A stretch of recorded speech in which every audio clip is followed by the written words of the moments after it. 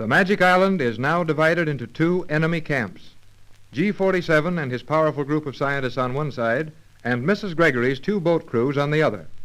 Johnson's rescue boat is now lashed to the yacht, and the two ride easily in the surface lock between Piers 4 and 5 on the Isle of Euclidia.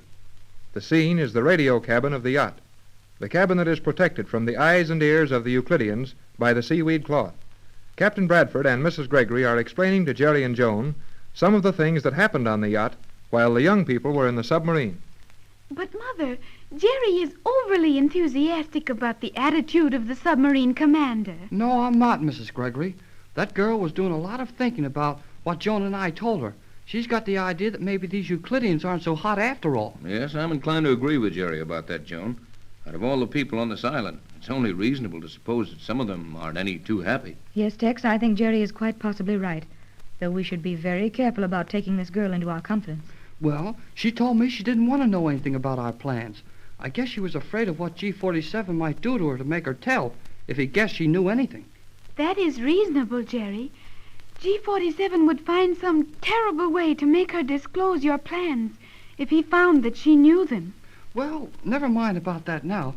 Tell us just what happened here on the yacht. You know, old G-47's going to come busting over here any minute and ask a lot of questions. And, we'd all better give the same answers. For one thing, we are absolutely sure that G-47 doesn't know the pigeon arrived with the message from Johnson. And we've got the pigeon hidden in the canvas locker so he won't notice it's aboard. That is fine, Captain. If you are sure G-47 does not suspect you received a message. I know he doesn't, or he would have tried to find out what it was or take it away from me long before this. I'll say he would. And Tex has destroyed the message, so we're safe on that count. Just what did the message say? That Johnson was transferring to another boat which he had hailed and was going to get to Los Angeles as quick as he could and get my formula ready to come back here and destroy this island and rescue it. But, Captain, how could the island be destroyed without destroying us also? Tex will explain all that to you when we have time, dear. How about that formula G-47's got now? The one he took away from McLeod when he thought Mac was Johnson. What's that? It's a formula that will make something which will keep old G-47 busy for a long time when he finishes it. I am confused about all these formulas and messages, Captain. Will you explain it for me? Yeah, me too. Joan and I were in the sub while all this was going on. Guess we missed plenty. Well, you see, the message we sent with the pigeon to Johnson, the message he finally received, contained the number of a safety deposit box in Los Angeles, with instructions and authority to have it opened, and Tex's formula taken out. Then Johnson will have that compounded, return to the island here, and rescue us by using the formula to dissolve the island. Clear? Yes, Captain. We're with you so far. The message the pigeon brought to us from Johnson told us about Johnson changing to another boat which he hailed, and said McLeod would keep on coming to us. And when the boat was captured, we were to introduce McLeod as Johnson. I got that much of it all right. But how about the formula G-47 took away from Johnson? I mean McLeod. Where did that come from? Why, Johnson wrote it out and gave it to McLeod, knowing it would be taken from him. And he printed it instead of writing, so there would be no question of my handwriting. Then G-47 actually believes the formula he's now working on, the one he took from McLeod, is your universal solvent. No doubt of it, Joe. Yes, dear, G-47 is thoroughly deceived on that point. But when they make this formula up in their laboratory, and it isn't a solvent, the trouble will start all over again. Yeah, the trouble starts all over again.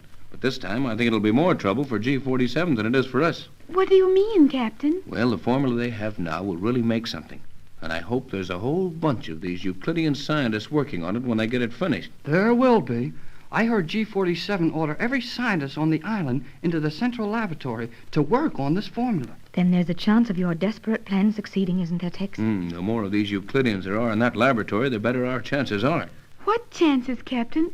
What do you expect will be the result of the compounding of the formula? That laboratory will immediately be filled with a gas which will put every living thing in the room to sleep for hours. Gee, won't they have time to do anything about it? Not a chance, Jerry. When the last ingredient is added to that formula and the resulting liquid raised to a certain temperature, the gas will form with the speed of an explosion. Combustion is practically instantaneous, and enough gas will be blown around the room in less than a second to put 1,000 men to sleep. But, Captain, they will only be asleep. The gas will not permanently harm them. Is that not so? Right, Joan? Then when they wake up, terrible things will happen to all of us. I've been afraid of that too, Joan. But Tex says those men will sleep long enough to give us a chance to take command of the island. and they'll wake up our prisoners. Golly whiskers, that's sure something. Oh, that is wonderful, Mother. But are you sure it will work, Captain Bradford? There's no doubt of it. And we'll have time to do some planning before that happens. Because they'll discover that they haven't one of the ingredients. And they'll have to come to me for it. So you see, we've really got a chance against these men at last. And we may need to take advantage of it if G47 gets too desperate before Johnson can return to our rescue. That's all swell, but one thing worries me plenty, and I don't see how you're going to do anything about it. What is that, Jerry? Suppose Johnson sends a radio message to us. That'll give away everything. Yes, I've thought of that. There's not much danger of it happening.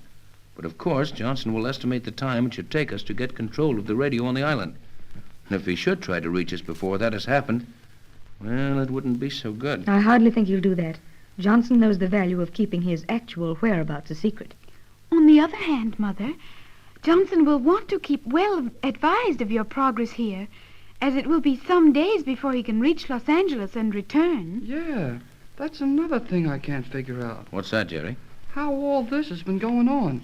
3 radio sets filling the air with messages, and yet we don't hear a word from anybody in the outside world. Well, that has also occurred to me, Captain Tex.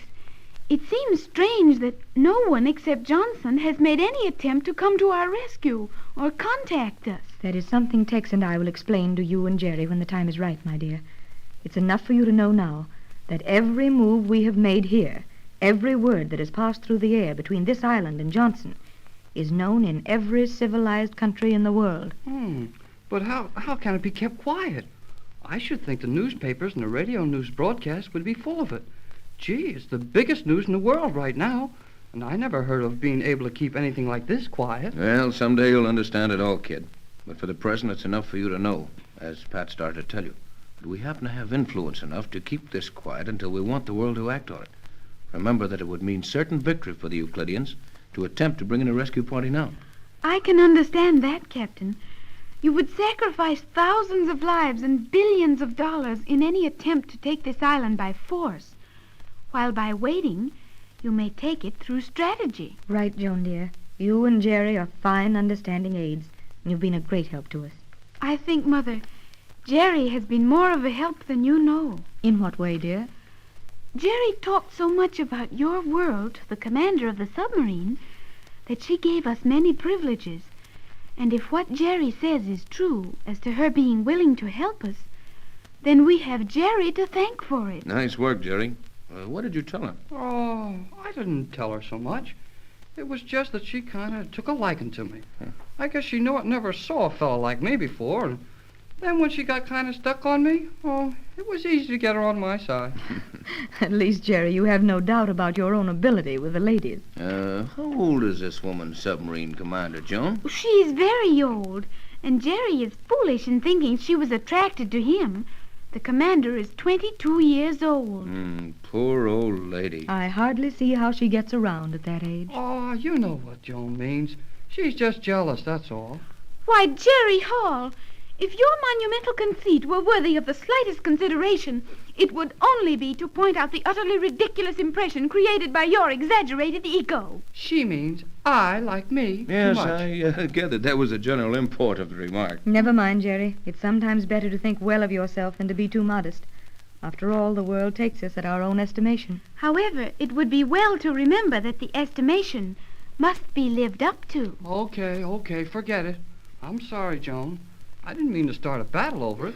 The important thing is that the girl is on our side, and I'm sure of it, because she knew enough to wreck our plans if she'd have gone to G47 with it. Just exactly what did she know, Jerry? Something about those last messages not coming from Johnson's boat, wasn't it? Yeah, and why I'm kind of worried about it is because G47 should have noticed it the same as the commander did.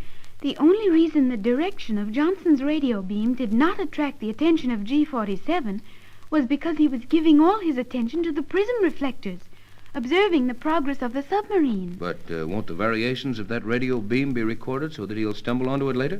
Oh, they are recorded, of course. But in the excitement of getting Captain Bradford's formula from Johnson, or thinking he had, G47 must have forgotten to read the recording device. Then Johnson's secret is safe only until G47 decides to take a look at the records in that device. I'm afraid that's it. But maybe he'll forget it altogether. How often are the plates or rolls or whatever the record is traced on, how often are they replaced, Joe? Every 24 hours, a new roll of sensitized metal is inserted in the recording devices. Then the old rolls are safely stored away. Looks like we've got a chance if G47 doesn't look at that roll. How did the submarine commander discover that Johnson's messages were not coming from his boat? Well, she's got one of those directional beam recorders on the sub, and she watched it like a hawk. Oh. I guess she knew from the first message that something was funny about it. Also, she would have noticed the loss of strength in the beam, as Johnson was getting farther and farther away when he was supposedly talking from the very boat we were towing. Well, if that girl commander knew all that and still kept quiet about it, Jerry's right. She's on our side, no doubt about it. Is there anything we can do now, Tex? I mean, can we further our plans in any way? I should think the best thing would be to just sit tight and act sorry for ourselves. An excellent idea, Jerry. If we act as if we had any plans, G47 would soon sense that our position was not as hopeless as we pretend it is. Quiet. I've got a good view of the pier through this porthole. G47 is coming, and he's in a hurry. I'm afraid that'll mean bad news. Don't give up too easy, Mrs. Gregory. I think we should say nothing more. Right, Joe. Just sit still and look hopeless. Come in. Oh, Tex, it's G47. Precisely. You will come with me to the other boat at once, Captain Bradford. I need some of your materials to complete the formula. Don't give them to him, Tex. No use being foolish, Jerry. I'll come, G47. At least, Captain Bradford, you have intelligence enough to realize that your position is quite hopeless. You win, G47. Come on, let's get it over with. Oh, Jerry, I'm afraid our last hope is gone. Things are working out just as Tex said they would. And when G47 gets those materials, he can finish the formula Captain Bradford gave him. Yeah, Tex wants him to finish it, and we'll all be on our toes when it happens. Then we'll show him how to run this island for a